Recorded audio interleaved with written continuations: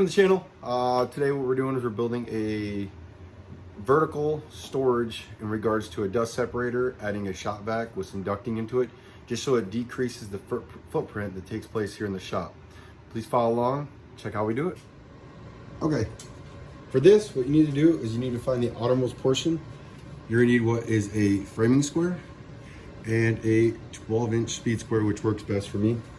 Then what you wanna do is you want to take your framing square, find the outermost portion of your shop vac, get your square on there. I'm gonna turn the camera to you.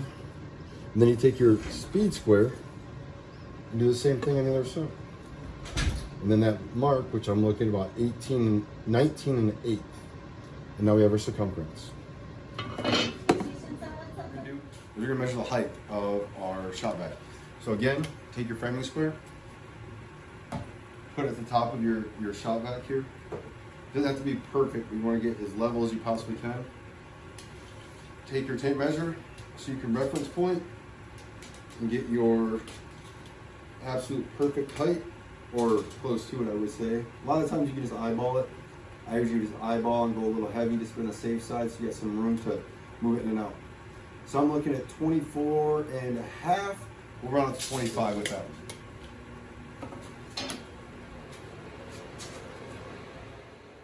Now the dust separator that I'll be using here is the Dust Right separator that you can find at Rockler.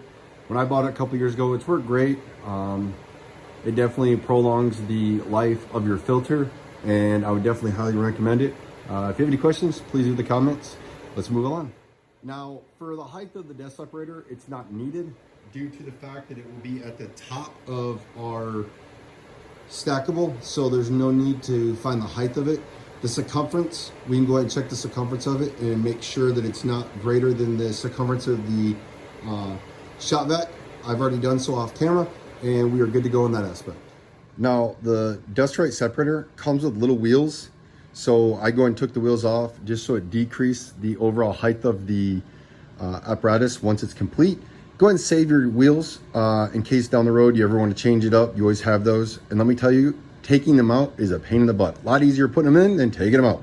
So keep that in mind when putting them in, and try to think ahead in this process. Don't do what I did. Okay, how this breaks down is here's our height. And of course we did our bottom piece covering the whole area, so that the weight is distributed down, because we will end up putting caster wheels on this to move it around the shop. Our overall height is 34 and a quarter, or if you do in millimeters, it's 871. And then our height for where the shop vac will be going is 25 inches, or 635 millimeters.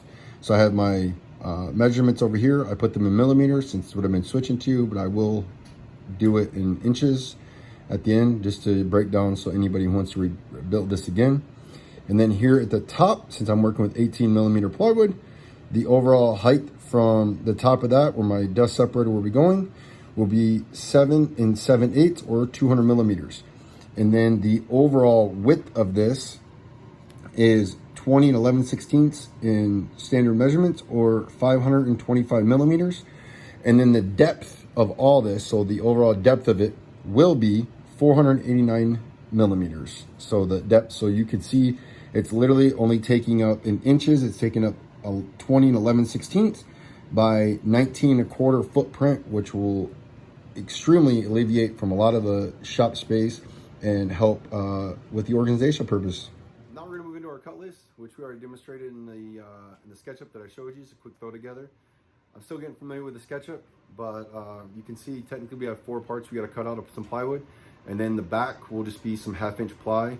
But we'll follow along with the cut list. We'll get these pieces cut out and start. I got my fence set up at 525 meters. So let's go ahead and get this cut down. Let's lower our blade, so it's just barely cutting through the plywood. All right, let's hit the dust collector and let's get cutting.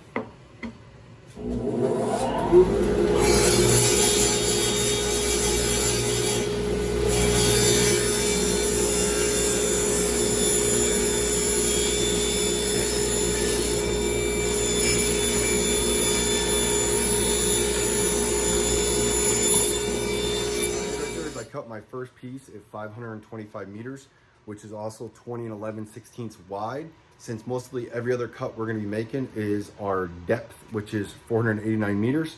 So I wanted to get the first cut done so I can set my fence up for repeatable cuts to finish out and batch out the rest of these. Stay tuned.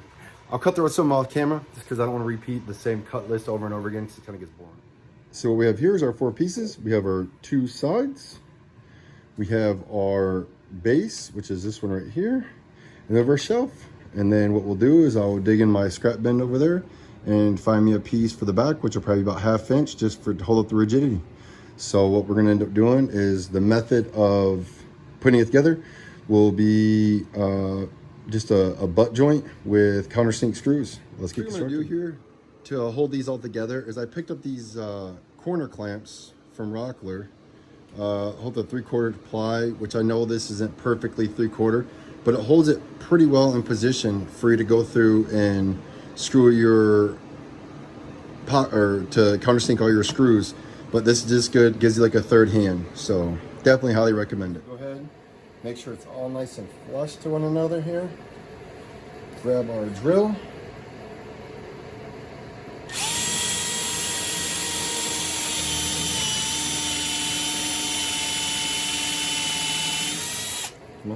And I'm not gluing any of this just because in case I ever change my mind, then I don't have to worry about ripping the plywood apart and completely destroying it.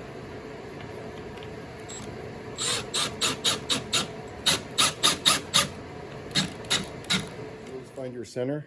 Once you find your center of your material that you're going to be screwing into, you just get your straight edge up and then you can mark a line right down that so you know exactly where to screw every time and there's no guesswork involved. So now I have my nice straight line and all I got to do is follow that with a drill. So for this, we know we have to have 635 meters to the bottom of our cross brace so that the shop vac can fit inside. So you go ahead and mark each side of 635 meters, scribe your lines so you know where to get your piece to, and then that way you can go ahead and mark it up and then set your piece in, and the whole structure is almost done. Besides the back. See how I measured 635 inches from the bottom, or 635 meters, correction, from the bottom up, mark my line. Now I always put an X on the side that the piece is going to go to just so I don't get confused when it comes to construction time. So the test fit looks good, just a little bit of clearance to be able to take it out. And then the dust separator will sit right up here. And you can see just a simple butt joint, a couple screws holding it together. Same at the bottom. So what I do is I'll just designate this as my front here. Grab a piece of duct tape because you can never have enough duct tape in your house, right? And all I'm gonna do is just kind of round these over a little bit. Cut off the jigsaw, sand it smooth. Do it for both sides. Set my shop helper out here. The biggest helper alive. But I forgot to get the correct casters, so I had to get the through casters, which I just had the bolt with a locking washer, and these should do the trick. But you can see here in a minute, I'll pop it up and you can see everything goes, but my helper is inspecting everything to make sure that it was installed properly. Kent, say hi. Say hi. There it is. The boss's approval. So you can see how everything came together. You got the caster wheels down there. The back piece is all screwed on. And now let's put everything in and see how it looks. Get it from this angle. Just some butt joints, a couple screws, no glue, just in case you ever change your mind or want to expand. So you can see as I plumbed it in or ducked it all in, it comes up 2 inches to an elbow, to a flex elbow, and then a bungee cord will go from here up over to hold it down. Yeah, I mean, and then all that I gotta do is build my little hooks for everything. I did a little hole in the back for that cord, which I'll make a apparatus back here to hold everything in the cord. But yeah, we'll pretty much call this one a wrap. Thanks for watching. Stay tuned for future videos. Say bye-bye.